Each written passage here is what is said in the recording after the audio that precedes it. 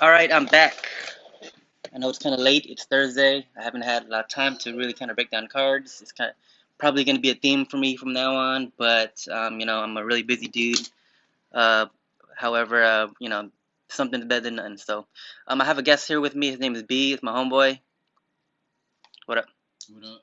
All right, cool. We've been watching anime for a little while now, so kind of give some insight on what we think about this card here. So, we'll get straight to it. It's not a lot of time. So we'll start from the bottom and then we'll work our way up. Pretty good card though. There's a lot of good fights I see on here. You like the card? I see some prospects. Yeah. Okay. Like from a fan perspective, you like I mean Vicente Luke's on here, so anytime he's on the There's card. a few fighters on there that I'm looking forward to watch tomorrow. So yeah, I'm pretty excited. Yeah, there's some familiar names here. There's a couple of guys that are actually like I like Gutierrez. I like Timur Valiev. He's making his debut. World Series of fighting guy. Ray Borg. We know him already. Um, Kevin Holland, Vicente Luque. There's a lot of good ones here. Lando, Bobby Green, Derek Brunson, Edmund Shahbazyan. All right, so let's break down the card from prelims all the way up. First fight is going to be Chris Gutierrez, negative 340 to come back on the new guy, Cody Durden. Is plus 280. I don't know who he is. I do know who Chris Gutierrez is, and I'm a fan of his fights. He's got some really like vicious leg kicks, a lot of vicious low kicks. Primarily a striker. He feints a ton. That's all he pretty much does is he feints, and he feints, and he feints, and he feints, and he feints until you feint wrong, and he'll kick you in the legs. He's got some good striking from both stances. He goes southpaw, he goes orthodox, and he can pretty much go both. The one thing I don't like about his style is because he's kind of one-dimensional in a sense, where he's just a striker. He doesn't really have much offensive wrestling or anything like that. He can be put on his back. He can be pressured. If you give him the space, he'll. If you take away his space, he does get pressured. So probably why he gets into a couple close decisions here and there, just because of that reason. But if you give him enough space and you don't have enough to threaten him with, as far as like taking him down or just pressuring him, then he's just pretty much gonna kick you at range and then chop your legs down. And I don't know how good this Cody Durden guy is, but he's making his debut. He's a really bad person to be debuting against because Gutierrez is kind of you know, he fights like a veteran. So I expect this guy. I mean, I looked at a couple of YouTube videos and he fights orthodox. So I think Gutierrez, his leg kicks are going to be there. I don't know how strong this guy's wrestling is. So, but I'm gonna take Gutierrez negative 340. I know it's expensive. I don't ever recommend that, but I'll take him. Actually, might throw a little bit on his finish line just because if this guy's making his debut, man. It's gonna be really difficult for him to like kind of get a hold on to this fight. So yeah, give me Gutierrez. Thoughts on this? Yeah, I agree with most of your assessment. He is pretty one-dimensional, but I think he's really good at that. And I think with the leg kicks, he's going to be able to control the distance for sure. Uh, Chopper style. Chopper style, you know what I'm saying? Chop that leg down. Yeah, so he's really good at what he does. It's very impressive in his last fight. He actually finished the guy with leg kick. So Right, yeah, and like that's very hard to do. yeah. That's very hard to do, and so that's very impressive. And I don't know too much about this Cody Durden guy, but I know he just based off his record alone on paper, he's crushed a lot of cans. He hasn't really fought the same competition Chris Gutierrez, if I'm not Oh, mistaken. that's right. Yeah, I looked at his record. He's fought a bunch of guys that are like 0-3 or 2-5, and Oh, and he has never faced anybody like Gutierrez. So yeah, and I believe one opponent that Chris Gutierrez fought was some Russian guy that was oh, Timur Valiev. He's actually on this card. Very good fighter. like 16-2. yeah, yeah. So Okay. Yeah, there it is. Like so I think this is he's just more experienced. Based on what I see, he's going to be able to control the distance. He's very good at leg kicks. I think he's going to have what it takes to get the W. expensive line though. It is expensive, but I'm willing to play the juice on this guy. All right, fair enough. Same. I'm gonna throw a little bit on his TKO line, but yeah, agreed. Same here. Yeah. Sorry. Next fight is Timur Valiev. Um, as the aforementioned Russian guy I was mentioning, 16-2, really good record. He's fought a ton of guys in the Russian scene as well, and and all of those guys are really tough fighters. Your typical dude from Dagestan. He's fucking from Dagestan. Like anybody from Dagestan is a good fighter. So I've seen him fight before too. He's pretty much a good all rounder. He's got good striking. He's got good wrestling. He's got good jiu-jitsu. He's got good striking again. Like I said, he's got great leg kicks. You look You look him up on YouTube. He's got some really good striking. He can pretty much mix it up and do it all. And yeah, this guy's gonna win. Jamal Emmers. I've seen him fight before too. He's a pretty decent all arounder as well. He's a wrestler. He's got some okay hands. Some decent striking. He's been hitting on the chin a couple of times though, and I've seen him go down before. So, um, but overall though, he's got some good movement. He moves like he's a very tricky fighter, very smooth style. But you give me a Russian dude, give me Valiev. I think he's gonna win by outstriking him and keeping it on the feet, and also probably taking Embers down when he wants to as well. So yeah. Okay, this one, I'm gonna be honest with you. I'm not too familiar with neither of these guys. They're obviously like prelims for a reason. But I'll take your word for it. I mean, obviously there's a bias for Russians. But Yeah, I'm telling you, this is gonna be a skip for me. I don't have any confidence in either guy. Like I said, I'm not.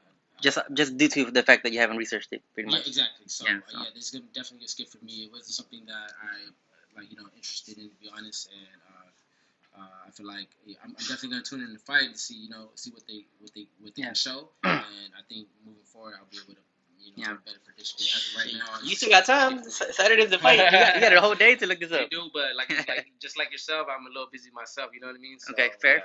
Yeah, I'm not gonna waste my time. I'll try to focus on the. I would like for you to look up Teamer Valiev.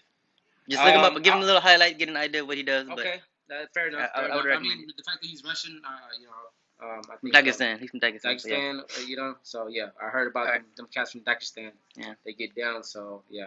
All right, so moving on, we have Marcus Perez, middleweight, versus Eric Spicely.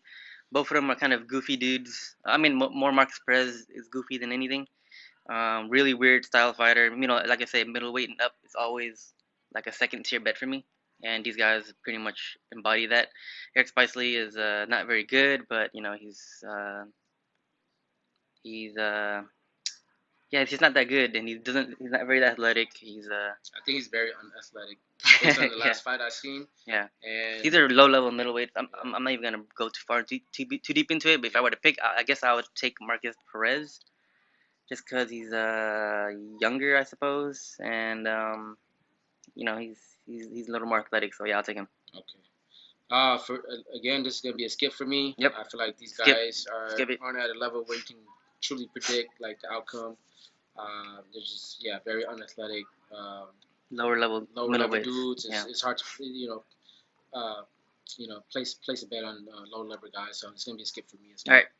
All right. Flyweight. So actually, no, not flyweight. Bantamweight. So Ray Borg is being forced to move up in weight class. Okay. Fighting a guy named Joseph Nathan Maines. Never heard of him. Never seen him fight before. So he doesn't even have a profile pick on UFC. It's a shadow. Oh yeah. Well, it's probably like debut. No, he's probably like a late scratch or something. I don't know. But looking at his record, he's 11-1. He has one loss to Taylor Lapilus, who was a former UFC fighter. Remember him, that guy? The black dude? I don't actually. Well, anyways, give me Ray Borg. Like, Ray Borg is a fucking veteran. He fought for the title. I'd be damned if he loses to a guy making his debut like that, But dude, Ray Borg has fought so many good people, I think I have no idea who Nate Manning is, but I've really seen a lot of fights from Ray Borg. Yeah, we know him. And I know he's very squirmy. He can grapple. Yeah, exactly. He's almost like he pushes pace, and he's definitely got a lot of experience. So I'm gonna have to go. The question is, can this guy wrestle? If this guy can't wrestle, Ray Borg all day. That's pretty much it. That's it. End of discussion. Can this guy wrestle? Does he have if this guy has a division? Let me know if this guy has a black belt or if he has like a Division I wrestling game. If he has neither of those, then Ray Borg wins. What's based off his 11 wins? What were the outcome? Was it submission? Was it what do you mean? TKO? Like he has 11 wins, 1 loss. Yeah, he has. I'm kind of curious where his W's are from, whether it's submission or TKO. He's 4-2-5. 4-2-5. So he's 4-2-5. I thought he's okay. So 4 wins and most of it comes by TKO. Come on now. Okay, so that kind of. I guess it's bad on my part to just kind of assume so. Right. But come on, man. Ray Borg has fought in the UFC for a long time. The only issue with I have Ray Borg is like he's kind of a head case. Yeah. He misses weight a ton. He has a lot of meltdowns and things like that. So that's the only thing that I don't like about Ray Borg. So I guess it's kind of untrustworthy, but man, he's gonna win. Yeah, I agree. I had to Yeah. go based off If like this guy doesn't have a Division One wrestling background or a jiu-jitsu black belt, then I don't see him winning. I might throw a little bit on his submission line to be honest. Ray Borg, yo, Yeah. definitely take that. Like I'm looking at that too. Yeah, exactly. So, moving on, another low-level middleweight fight. Hey, hey, go, Nila, go over there. Go into your room. Okay. All right. Ed Herman versus Gerald Mearshart, middleweights. Um, old, unathletic, low level. You know what are you gonna do? You know. I guess Mearshart's gonna win just because he's younger, but who the hell knows? They're low level, so that's a skip for me. But Jared Mearshart by finish. Okay. Oh no, you know what? I don't know. It's a skip for me as Yeah, well. skip. Yeah. So, Frankie Saenz versus Jonathan Martinez, bantamweight fight. Frankie Saenz is the older cat in here. He's a big underdog, 220, and then Martinez is negative 260. Give me Martinez. He's younger, 10 years younger. He's faster. He's faster. He can strike. I think he can handle himself on his back. Frankie Saenz though, he like a couple years ago he was actually pretty good. Like he's got a win over Marab, We bet which is very Frankie Saenz plenty of times, and he's came through plenty of times. yeah. So he's not a bad fighter, but he's 39 years old and at a lower weight class. Usually, when you're 39 years old at like 135 pounds, like you age a lot faster. Like other compared to like a heavyweight. Yeah. So but he's got some good inside leg kicks. He's got some really dogged wrestling. He's got good get ups. Give me a couple of years ago, I'd pick Frankie Saenz to beat Martinez all day, but he's 39. What am I gonna do? I think Martinez is gonna win, but at negative 260, I think it's a little too pricey for me, so I'm not gonna play it. But yeah, I think it's just age. That's it. Age is a factor. So Yeah, I think it's gonna be a close fight, but just the fact that Frankie Saenz is he's a veteran in the game. yeah, He has really good grappling. But like you said, Martinez is a lot younger. He's faster. Has very good movement. From what I've seen, he has very crisp, yeah. crisp striking as well. I'm gonna have to go for the younger guy. Okay. Jonathan Martinez. It's a little juicy, but You give me negative 200, I'll take him. But at negative 260, it's already priced me out, so I'm gonna skip on that. Fair enough. I think it's gonna be a close fight, but I think Jonathan Martinez is gonna edge it out. Yeah. Same. Due to age, I can't take him. I can't take Saenz. But a couple of years ago, I would have taken Saenz. All right, Trevin Giles versus Kevin Holland. This is a middleweight fight. Both guys are pretty good fighters. I like them. Giles, though, I'm always gonna say this until anything changes, but he's a full-time police officer. Like, how good of a UFC fighter can you be when you're a police officer full-time? You know what I mean? Yeah. And I think he works a night shift as well. So I don't think he even like sleeps at normal hours. Right. Like, come on. But Giles, if he's like, fully dedicated to MMA, he's a really good striker, really good wrestler, good jiu-jitsu fighter. Like, he's a really good, athletic, all-around fighter. But he's a fucking full-time cop. Right. So give me Kevin Holland. Kevin Holland, we know who he is. He's a very wormy and squirmy dude, very creative in there, throws a ton of volume, solid chin, like, granite chin. This guy doesn't feel pain. He's having fun in there. He's very loose. The one issue with all the good stuff and what overshadows a lot of his skills is he has kind of bad fight IQ. He puts himself in positions where he shouldn't be in. He wrestles when he shouldn't wrestle, and just he puts himself in a lot of bad position and gets himself into a lot of close fight. He's kind of he fucked around a little too much. But yeah, give me Kevin Holland just because again, Trevin Giles, full-time cop. I'm betting on Kevin Holland as well. He is pretty pricey, I think, but I think it's a pretty bad matchup for Trevin Giles. Yeah. Even though he has I think he's pretty good. Yeah. But the last fight, I think he had a lot of holes in his game. And he gasses too. He gasses, and like you said, he put himself in a very bad position. Yeah. And I think Kevin Holland, he's up and comer. He's hungry.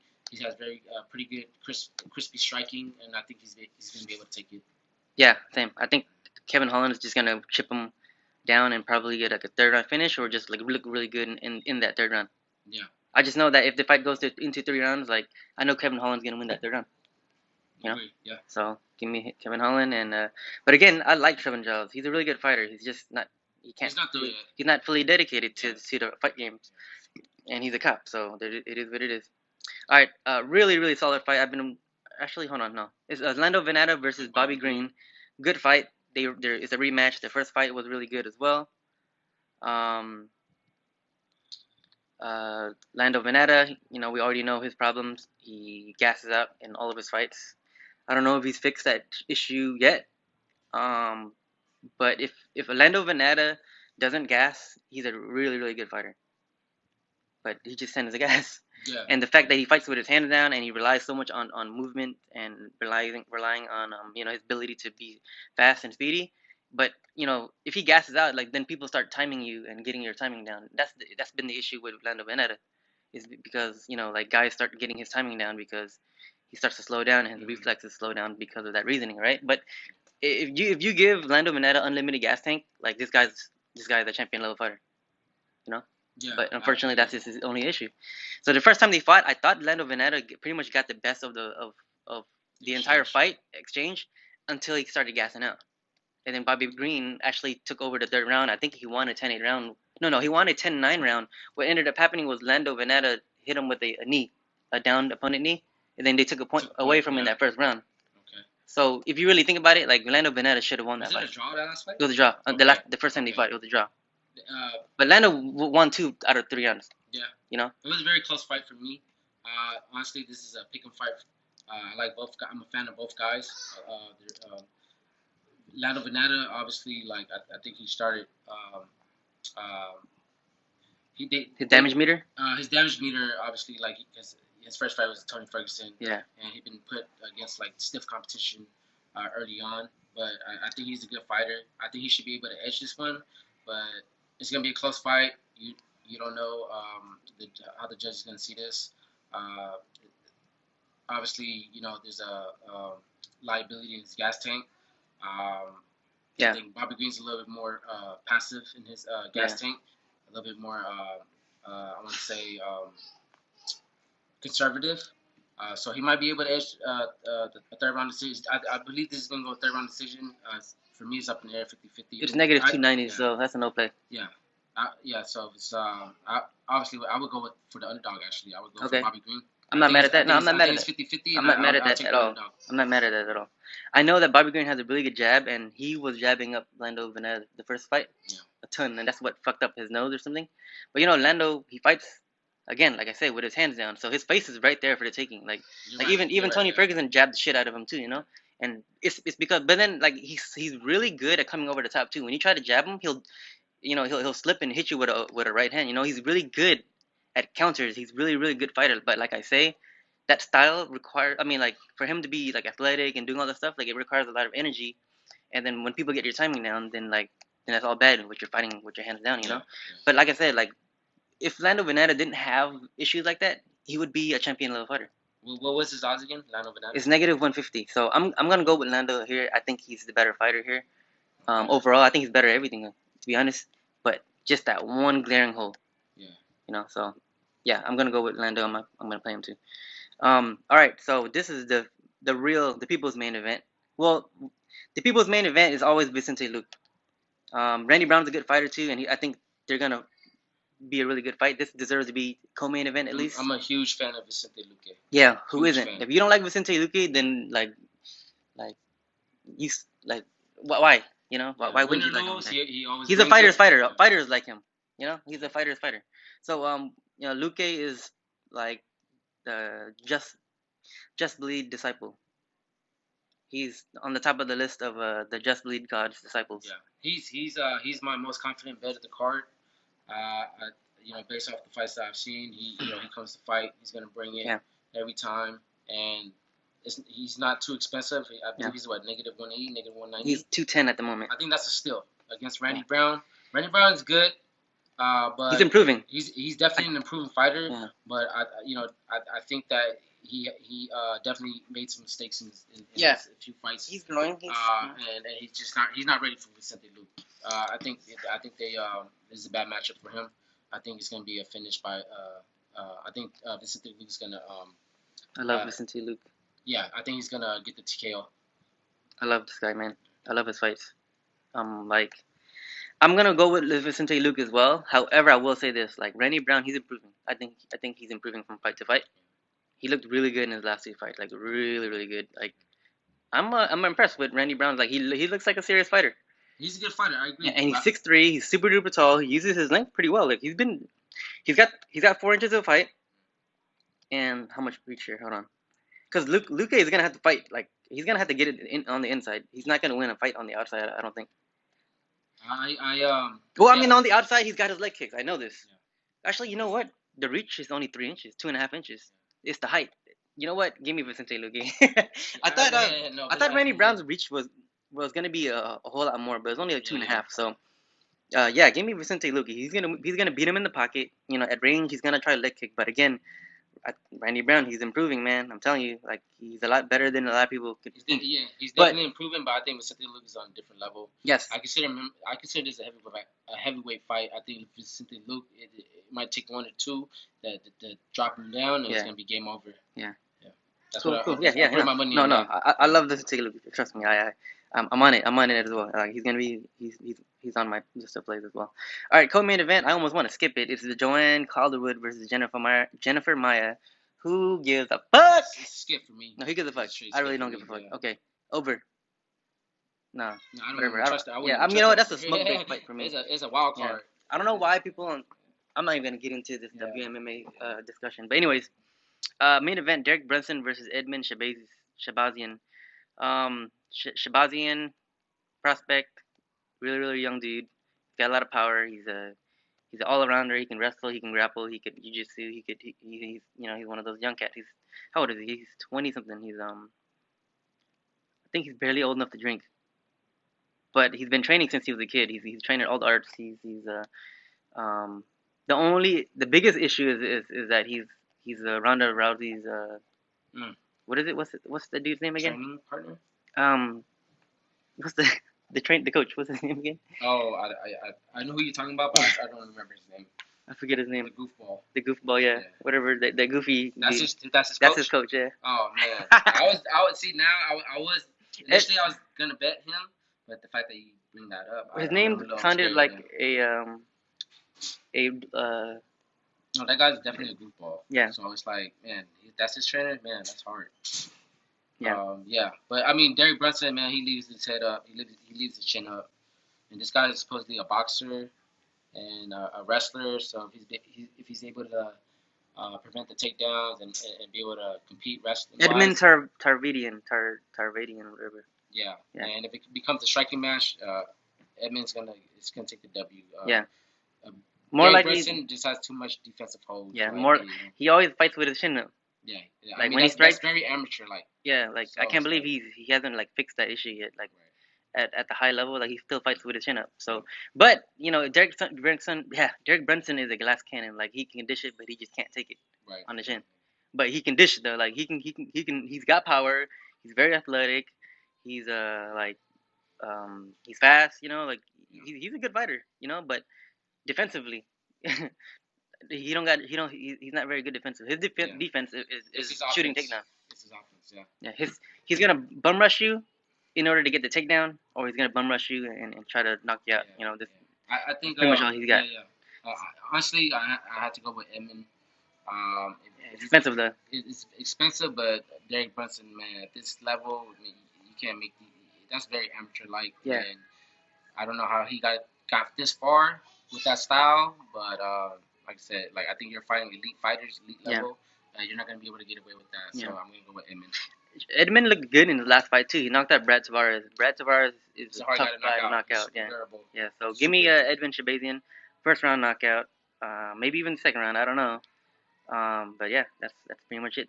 Brunson's 36 years old as well, so he's fighting a guy who is 14 years younger than him. So, yep, that's it. So that wraps up this card. Let me know what you guys think. Leave some comments in the section or whatever. What recommended plays do you have for this card? For me, I'm gonna go first. I actually like a lot of the favorites. I don't like any of the underdogs on this card, and I think all the favorites are gonna win. Like I'm going with Chris Gutierrez. Timur Valiev, I like that line. He's negative 100. Ray Borg, a little expensive, but like I said, all the favorites are gonna win. I think Martinez is gonna win, but I'm probably not gonna play it at negative 260. But I'm gonna pick Kevin Holland again, a little expensive. Vicente Luke, I like him. I'll play it at negative 200. I'm gonna play Lando Venata because he's negative 100 in the 100 section, and I like him. And Edmund's probably gonna knock him out as well. So yeah. Give me all those plays right there. Okay. That's a pretty fat parlay. Mine's a little bit shorter. I mean, I'm gonna play some singles like, on a lot of these Yeah. cats. You know, like Valiev, Vicente Luke, and a couple other. I'm gonna play some props as well. But yeah, those are a couple. Those are two people that I like. Okay. Yeah. Well, I don't have too much bankroll on this card, so I'm gonna do like a solid parlay, and that's gonna be Chris Gutierrez. It's gonna be Jonathan Martinez, Kevin Holland, Vicente Luke. Just a strong four-man parlay. Okay. You know what I mean? Yeah, that's all I got right there. Cool. I think It's the a only thing we four-man. disagreed on was Bobby Green and Lando Veneta. Well, we didn't disagree. It's a We close didn't fight. disagree. You're just saying for the odds. I think either one can get it. Yeah. Do you see any underdogs on here that you like, or like do you think that's not like, but like do you see any possible underdogs on If here? I had to choose an underdog, it would be Derek Brunson, just because he come. You know what I mean? Even though he can't take it, he might catch him. Just based off odds alone, I would take Derek Brunson. Yeah. He has more experience. Yeah, he's gonna come to fight, that's the only. I have no underdogs that I would recommend on this card. Yeah, I don't either. It's just if I had to choose, it would be Derek Brunson, just for odds only. Cool.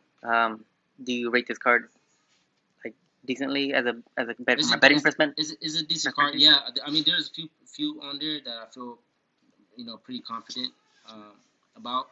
One of them being Vicente Luke. He's gonna be my bet for the night. Yeah, cool. I'm very confident in that bet. And negative 200, negative 190. I think that's a steal. All right, sounds good. All right, good luck, man. All right, Good luck for everybody else out Thank there you. as well. Yeah.